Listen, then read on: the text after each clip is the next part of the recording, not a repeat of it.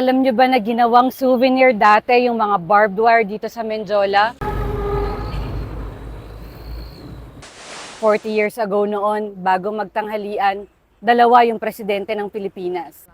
Kaya nagkakagulo na noon sa Menjola yung mga Marcos loyalist at yung mga taga-suporta ni Cory Aquino. But at the same time, lumalakas na rin yung puwersa ng mga nag-aklas na sundalo o yung mga reformist na full support na kay Cory Aquino na nag-oath na noon sa Club Filipino. Sa Malacanang, dito sa likod ng Mendiola, pahina na rin ng pahina ang puwersa ng diktador.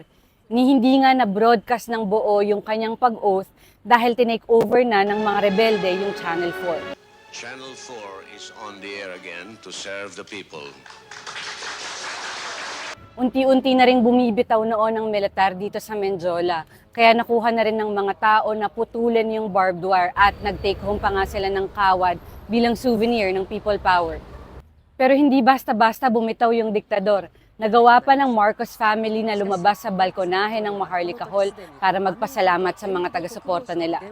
Pero ang totoo, ongoing na noon yung negotiations para tumakas sila. Pinupunit na nila noon yung mga ebidensya. Iniimpake na nila yung mga cash, alahas, bank certificate para tangayin papuntang Hawaii. Pasado alas 9 nung pumayag yung diktador na umalis na ng palasyo. Sinundo sila ng mga helicopter sa Pangarap Golf Course para dalhin sa Clark Air Base. Sa Clark na sila sumakay papuntang Guam, ang kanilang stopover bago ang final destination nila na Hawaii. Yung mga crate at yung mga box ang eventually nagamit ng PCGG na ebidensya para bawiin ang bilyong-bilyong pisong ninakaw ng mga Marcos. Nung nalaman ng mga nandito sa Nagtahan Bridge na nakalipad na ang mga Marcos, nagkantahan sila na para bang Pasko na. Pasado alas 11:30 na nang nakalusob yung mga galing sa Menjola, papuntang Malacanang. Nag-over the bakod sila at pinasok ang palasyo. Doon kitang-kita ng taong bayan yung luho ng mga Marcos. May caviar, mamahaling sapatos, pati bathtub ni Imelda, nakita nila. Kinabukasan parang piyesta sa Malacanang grounds. May mga nagbebenta ng pagkain. Pamilya yung pumunta, dala yung mga maliliit nilang anak para i-celebrate yung demokrasya. Ang front page noon ng Philippine Daily Inquirer, tapos na.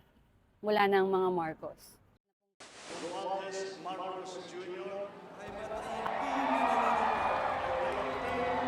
Apat na pong taon ang nakalipas. Nasa Malacanang ulit ang mga Marcos.